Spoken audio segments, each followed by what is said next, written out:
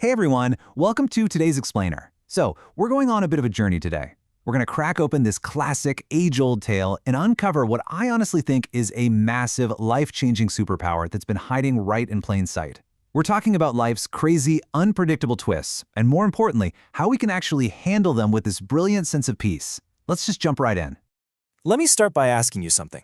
Have you ever had a completely terrible day that somehow actually led to something wonderful? Seriously, think about it for a second. Maybe you missed a flight, but then you ended up meeting your best friend at the terminal. Or, you didn't get that job you were desperately hoping for, and then boom! That rejection completely opened the door for an even better career path just a month later. Life is just full of these bizarre surprises, isn't it? And that exact unpredictable roller coaster, well, that's the absolute heart of the story we're exploring today. So our story kicks off with a farmer who lives out at the very edge of a deep, wild forest. He lives a super simple life, but he's got this one prized possession, a really magnificent black stallion. But then, one day, disaster strikes. The stallion breaks right out of its enclosure and just bolts into the forest. Gone. Just like that. Naturally, all the neighbors from the village immediately rush over to his farm. They are practically wailing, offering their deepest condolences, going on and on about how incredibly sad they are for his absolute misfortune. Now, the villagers are vibrating with all this frantic, dramatic energy.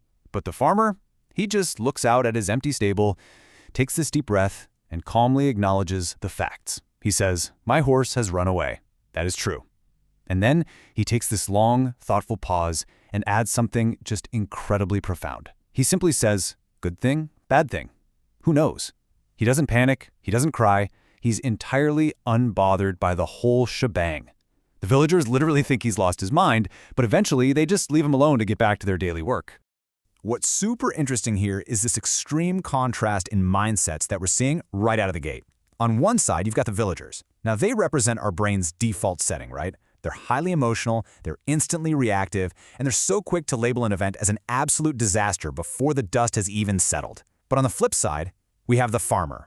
He is pure acceptance and neutrality. He totally acknowledges reality, like, yes, the horse is gone. But he just refuses to slap a permanent emotional label on a story that, well, isn't actually over yet.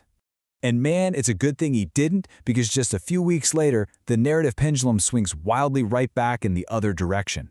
The beloved black stallion actually returns to the farm. But get this, he's not alone. Oh no, he brings 3 beautiful wild female horses from the forest right along with him. Literally overnight, the farmer's wealth is quadrupled. As you can probably guess, the villagers come absolutely sprinting back. They're cheering, they're delighted, they're loudly celebrating this incredible stroke of good luck and huge fortune. So the villagers are basically expecting a massive party. But the farmer, he just looks at his new, bustling stable, smiles politely at everyone and tells them, "My horse came back. It is true. He brought back 3 more horses. That is true." And then, with that exact same peaceful, totally grounded energy, he repeats, "Good thing, bad thing?" Who knows? The villagers are just utterly confused all over again. They start judging him, kind of mumbling to themselves that maybe he's just too cheap to host a celebration, and they end up walking away completely baffled by his lack of excitement. But the pendulum never actually stops swinging, does it?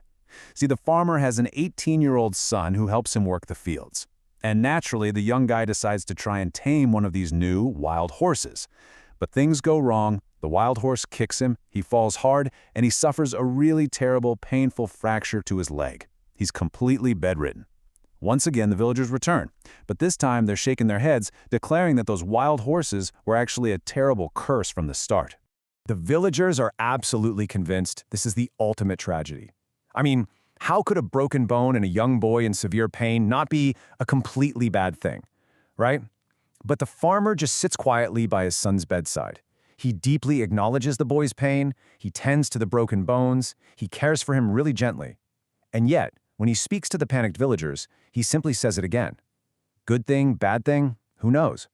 He absolutely refuses to jump to emotional conclusions, even when things look incredibly bleak. Well, 2 weeks pass, and suddenly, total chaos erupts. An unforeseen, terrifying war breaks out in the country. The king is absolutely desperate, so he sends his soldiers to forcefully draft every single young man from every village into the army. They are basically taking everyone to fight a war they're almost certain to lose. The soldiers sweep through the farmer's village, grabbing every able-bodied youth, but when they finally get to the farmer's house, They take one look at his son's severely broken leg and they leave him behind. He is spared. And wow, this just brilliantly illustrates the whole point. Look at this crazy chain of events. Step 1, the horse leaves. Everyone perceives that as bad. Step 2, the horse brings back friends, perceived as good. Step 3, the son tries to ride one, falls and breaks his leg, perceived as terrible. But then step 4, because of that broken leg, he entirely escapes a deadly war draft, suddenly perceived as a miracle. The quote-unquote good and bad are so deeply intertwined here, you literally cannot separate them. They're just different chapters of the exact same story. Sadly, all the other young men from the village went off to fight and never returned. The villagers, who are heartbroken but totally amazed, come back to the farmer one more time. They tell him, "You are so fortunate. You're literally the luckiest man alive to still have your son." And the farmer, with this warm, gentle, knowing smile, just looks at them.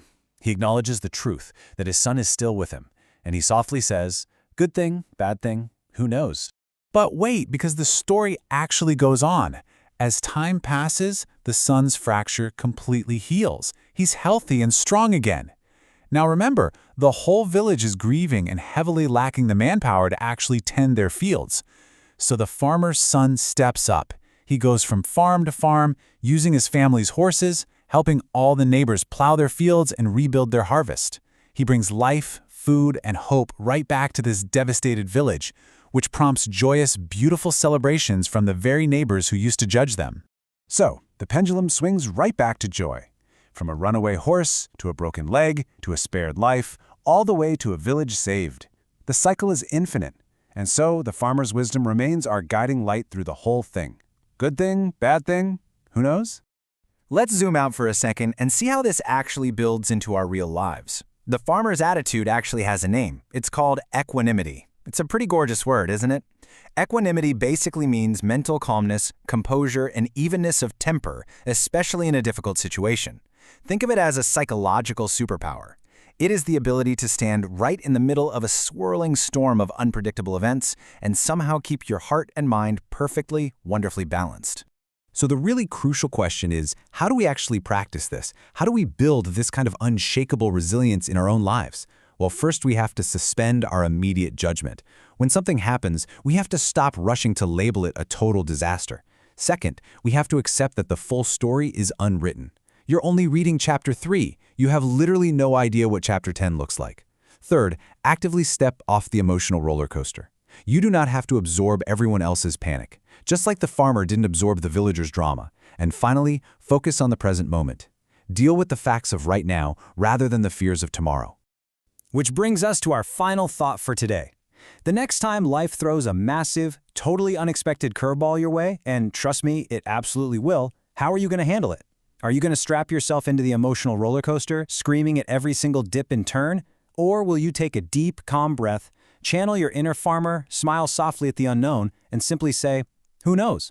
Thank you so much for hanging out with me for this explainer today. Stay curious, stay calm, and I will see you next time.